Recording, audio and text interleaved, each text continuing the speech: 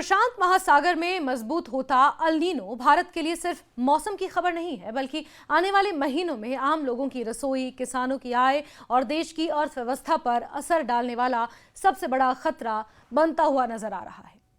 भारत में चीनी और सब्जियों जैसी जरूरी चीजों की कीमतों पर पहले से दबाव है।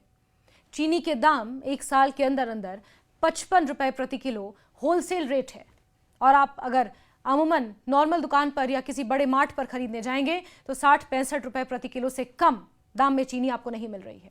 यही हाल सब्जियों के दामों का भी है। ऐसे समय में अगर अल नीनो का असर मानसून और खेती पर बढ़ता है तो खाद्य उत्पादन घट सकता है, बाजार में सप्लाई कम हो सकती है और महंगाई आम परिवारों की परेशानी बढ़ा सकती है।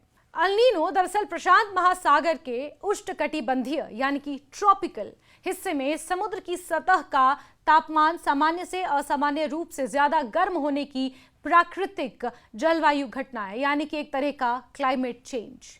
इसका असर सिर्फ प्रशांत महासागर तक सीमित नहीं रहता।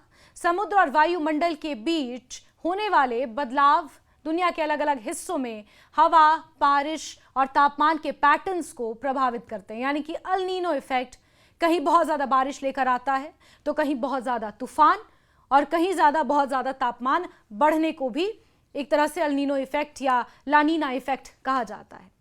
भारत के लिए इसका सबसे महत्वपूर्ण संबंध मानसून और कृषि से है, क्योंकि देश की बड़ी आबादी और अर्थव्यवस्था आज भी खेती पर निर्भर है। अगर अल नीनो के कारण मानसून कमजोर या असमान रहता है तो बारिश पर निर्भर खेती सबसे पहले प्रभावित हो सकती है। जिन क्षेत्रों में सिंचाई की पर्याप्त सुविधा नहीं है, वहां फसलों को पानी की कमी का सामना करना पड़ सकता है। इसका सीधा असर उत्पादन पर पड़ेगा। जब बाजार में फसल की उपलब्धता घटती है और मांग बनी रहती है तो कीमतों पर ऊपर की ओर दबाव बढ़ता है। यही वजह है कि अल नीनो को भारत की खाद्य महंगाई के लिए गंभीर जोखिम माना जा रहा है। पर्याप्त मानसून नहीं होगा तो खेतों में पर्याप्त फसल नहीं होगी, पर्याप्त फसल नहीं होगी तो उससे पर्याप्त सब्जी या जो खाद्य पदार्थ हैं वो मंडियों तक नहीं पहुंचेंगे, यानी कि दाल, चावल, आटा, ये सब्जियां और हरी सब्जियां मंडी तक नहीं पहुंचेंगी।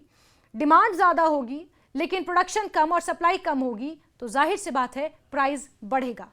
आसान भाषा में ऐसे समझिए। लेकिन अभी तस्वीर पूरी तरह चिंताजनक नहीं है। केंद्रीय कृषि मंत्री शिवराज सिंह चौहान ने 18 अगस्त को यह कहा था कि इस साल खरीफ फसल पर अल नीनो का बड़ा असर पड़ने की संभावना कम है। उन्होंने बताया कि कुछ स्थानीय इलाकों को छोड़कर स्थिति सामान्य बनी हुई है और देश के अधिकांश हिस्सों में बारिश फसलों की पानी की जरूरत पूरी करने के लिए पर्याप्त रही है। इसका मतलब यह है कि फिलहाल देशव्यापी कृषि संकट दिखाई नहीं दे रहा, लेकिन क्षेत्रीय स्तर पर जोखिम मौजूद है, यानी कि कुछ रीजन्स में जहां जितनी जरूरत के हिसाब से बारिश होनी चाहिए थी उतनी नहीं हुई, तो उन रीजन में यानी कि उन क्षेत्रों में जोखिम अभी भी है। 14 अगस्त तक भारत में 1016.57 लाख हेक्टेयर क्षेत्र में खरीफ फसलों की बुआई हो चुकी थी। यह सामान्य तौर पर इस समय तक कवर होने वाले औसत क्षेत्र का लगभग 92% है।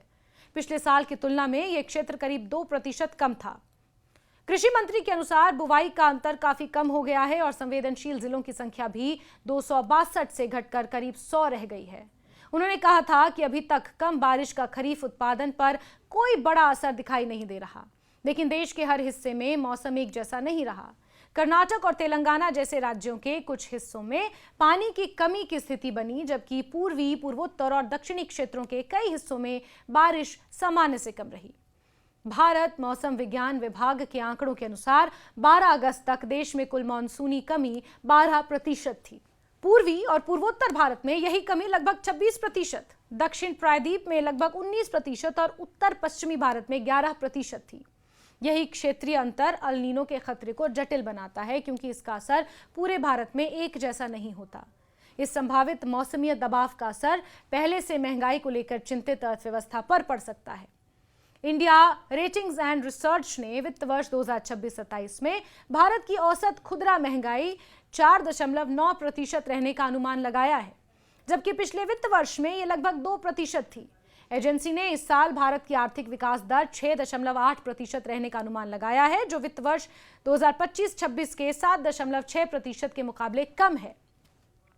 एजेंसी ने खाद्य और ईंधन महंगाई को विकास के लिए प्रमुख जोखिम में शामिल किया है। अर्थव्यवस्था के लिए समस्या ये है कि खाद्य महंगाई केवल रसोई तक सीमित नहीं रहती। अगर अनाज, दाल, तिलहन, सब्जियों या दूसरी कृषि उपज का उत्पादन घटता है तो इसका असर पूरी सप्लाई चेन पर पड़ता है। किसानों से खरीद, भंडारण और परिवहन से लेकर प्रोसेसिंग और रिटेल तक लागत बढ़ सकती है। कंपनियों को महंगा कच्चा माल खरीदना पड़ सकता है और अंततः उसका कुछ हिस्सा उपभोक्ताओं तक ऊंची कीमतों के रूप में पहुंच सकता है। सरकार को भी ऐसी स्थिति में हस्तक्षेप करना पड़ता है। कीमतों को नियंत्रित रखने के लिए सरकारी भंडार से खाद्यान्न जारी करना, जरूरत पड़ने पर आयात बढ़ाना या कुछ कृषि उत्पादों के निर्यात पर प्रतिबंध जैसे कदम उठाए जा सकते हैं। अगर खाद्य महंगाई लंबे समय तक बनी रहती है तो इसका असर मौद्रिक नीति पर भी पड़ता है। महंगाई ज्यादा रहने पर केंद्रीय बैंक के लिए यानी कि सेंट्रल बैंक के लिए ब्याज दरों में कटौती करना मुश्किल हो सकता है, भले ही आर्थिक विकास की रफ्तार धीमी क्यों ही ना रही हो। इंडिया रेटिंग्स के चीफ इकोनॉमिस्ट देवेंद्र पंत ने यह भी चेतावनी दी है कि अगर अल नीनो से बढ़ने वाली महंगाई कच्चे तेल की कम कीमतों से भारत को मिलने वाले फायदे को सीमित कर सकती है। अनुमान के मुताबिक वित्त वर्ष 2026-27 में कच्चे तेल की कीमत करीब $85 प्रति बैरल रह सकती है। सस्ता तेल भारत के व्यापार घाटे और चालू खाते के घाटे को कम करने में मदद कर सकता है, लेकिन अगर खाद्य कीमतों में तेजी से बढ़ोतरी होती है तो इस फायदे का एक हिस्सा खत्म हो सकता है।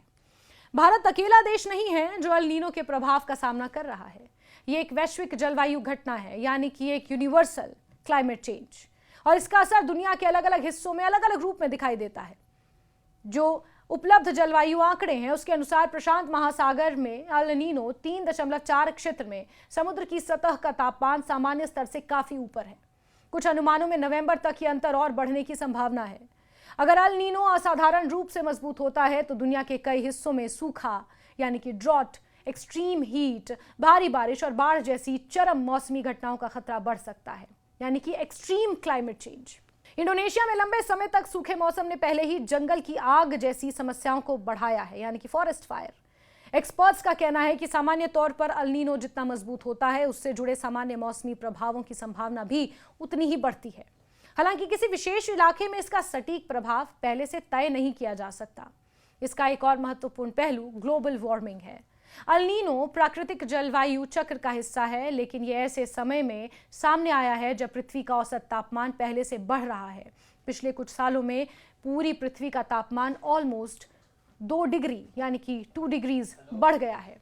वैज्ञानिकों के अनुसार ज्यादा गर्म वातावरण में कुछ जगहों पर अत्यधिक बारिश और दूसरी जगहों पर सूखे की स्थिति और गंभीर हो सकती है। कुछ शोध ये भी संकेत देते हैं कि पिछली सदी में अल नीनो की तीव्रता कुछ बढ़ोतरी हुई है। कुछ रिसर्च ये भी संकेत देती है कि पिछली सदी में अल नीनो की तीव्रता में कुछ बढ़ोतरी हुई है। हालांकि क्लाइमेट चेंज और अल नीनो की तीव्रता के बीच संबंध को लेकर वैज्ञानिक शोध अभी जारी है।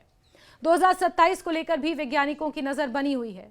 कुछ जलवायु वैज्ञानिकों का अनुमान है कि मौजूदा अल नीनो अगले साल वैश्विक तापमान को और ऊपर धकेल सकता है। अगर ये अनुमान सही साबित होते हैं तो 2027 दुनिया के सबसे गर्म वर्षों में शामिल हो सकता है।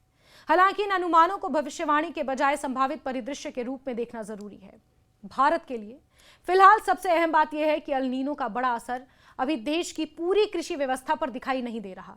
खरीफ की बुआई काफी हद तक सामान्य है और सरकार भी स्थिति पर नजर बनाए हुए है, लेकिन मॉनसून में क्षेत्रीय कमी, कुछ राज्यों में पानी की समस्या और प्रशांत महासागर में अल नीनो की मजबूती भविष्य के जोखिम को दिखाती है। यानी खतरा अभी दरवाजे पर दस्तक दे रहा है, लेकिन संकट को तय मान लेना जल्दबाजी होगा। अगर आने वाले समय में बारिश सामान्य रहती है और फसल उत्पादन मजबूत होता है तो खाद्य महंगाई पर अल नीनो का असर सीमित रह सकता है, लेकिन अगर मौसम बिगड़ता है, फसलें प्रभावित होती हैं और सप्लाई घटती है तो इसका असर खेत से निकलकर मंडी, बाजार और आखिरकार आम आदमी यानी कि हमारी और आपकी रसोई तक पहुंच सकता है। और यही वो दोहरी मार है जिसमें एक तरफ मौसम का संकट होगा, दूसरी तरफ बढ़ती खाद्य महंगाई का दबाव।